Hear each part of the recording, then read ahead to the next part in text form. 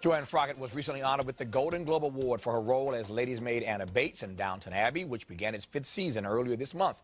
Here on PBS, airs, of course, Sunday nights, as if you didn't already know that. Before we start our conversation, first, a look at a clip from Downton Abbey.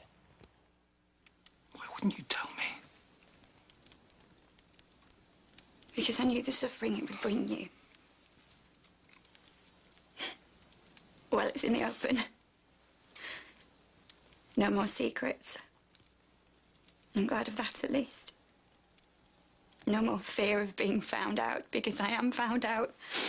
My shame has nowhere to hide. Why do you talk of shame? I don't accept that there is any shame in this. But I am spoiled for you. And I can never be unspoiled. You are not spoiled. Congrats on your Golden Globe. Thank you very much. Thank you. How did that feel? Amazing. Yeah. Amazing. I'm still sort of in shock. I keep waking up every morning and looking at it and going, wow, it's still there. It did really happen. Yeah. Yeah. It's a good thing, though, in this town to be able to work on a project this good. People love this series. Oh, thank you. And we all feel very, very fortunate to be part of this show, and it's so lovely that people across the world have really taken it to their hearts and, you know, invested so much time in the show and the characters and become so passionate about it. Yeah.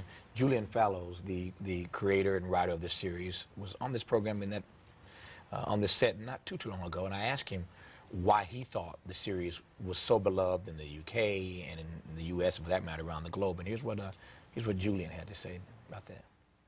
I think what it is that everyone in it, the family, the servants, the people in the village, you know, whatever, are all treated equally in terms of their emotional narrative.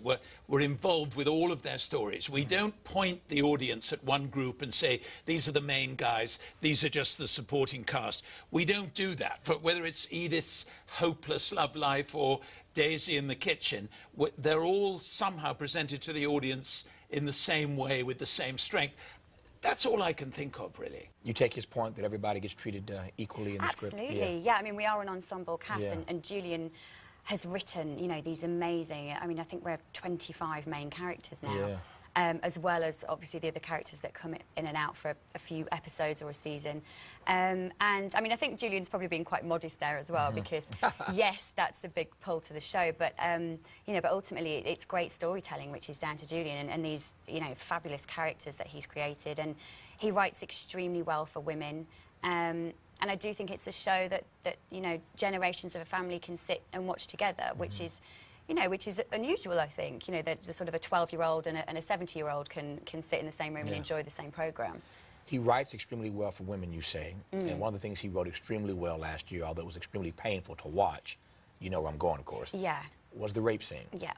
I have to think, and I don't want to get in the mind of those who voted for the Golden Globe Awards not long ago here, but I have to think that one of the reasons why you were honored is the way that you handled, as an actor, those scenes, you know, before, during, after. But it had to be, I can only imagine, kind of gut-wrenching, my word, to have to even go there. Yeah, you know, I think, you know, as actors, we like to be challenged, and it was, you know, it was a shocking storyline for everybody, including myself. Including your fans. Yeah, we'll come back to that, But I also think it's, you know, I think that's really important, and I think it was, you know, I think it was a brave and important thing for Julian to write and to you know, to approach that subject matter and that storyline.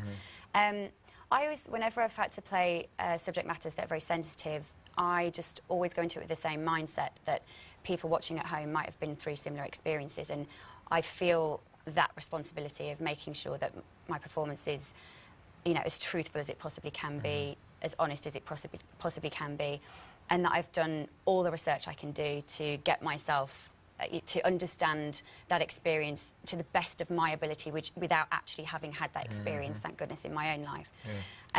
So that's the sort of the mindset I start out with, and it's just quite focused, really. I think it's, you know, it does feel, of course, an added pressure, but I don't think that's necessarily a bad thing. I think often we work we all work better under a little bit of pressure. So when you said added pressure, when you saw the script and that this was where your character was headed, yeah, how did you initially process that when you first read it, when you first were aware of it? I just sort of went, oh, okay, this is really important, and this is, again, I just straight away felt that big responsibility, you know, for obviously Anna's a fictional character in a fictional show, but having sort of doing research over the storyline, obviously opening up conversations with people about rape, which I wouldn't normally have done.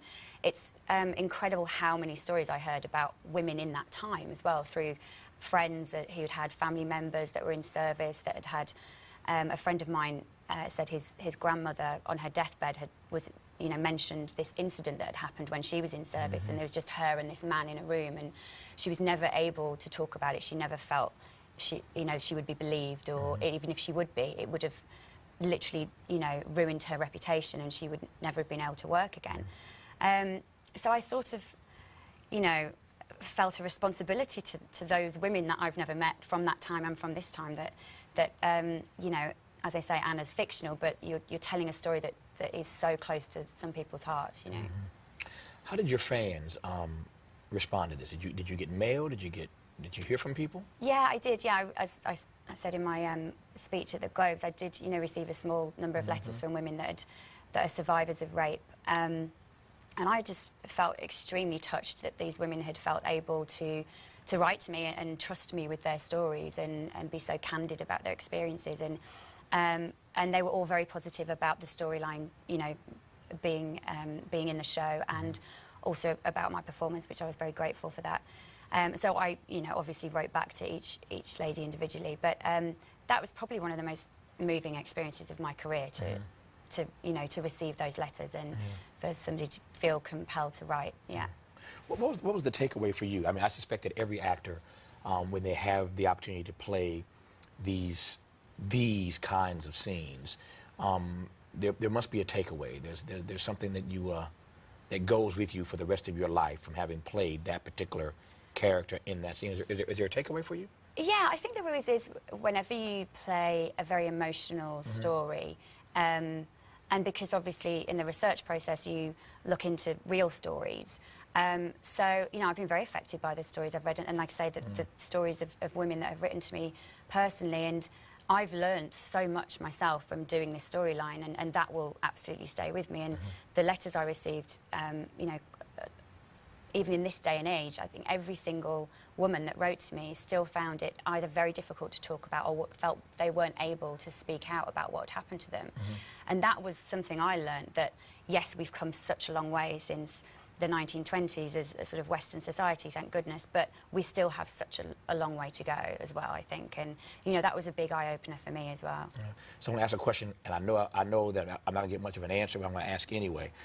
Back to my earlier point, since the show airs there first and then airs here second, and it just started airing here this new season, so can you tell me anything about what's I'm going to tell you everything. No. Yeah. That's a wasted question. Okay, so in episode 4... Yeah. What can you tell me? Well, I think I think season 5 is a really, really strong season, and it's got all the things that we've all come to love and expect from Downton. As I said, there's drama, there's romance.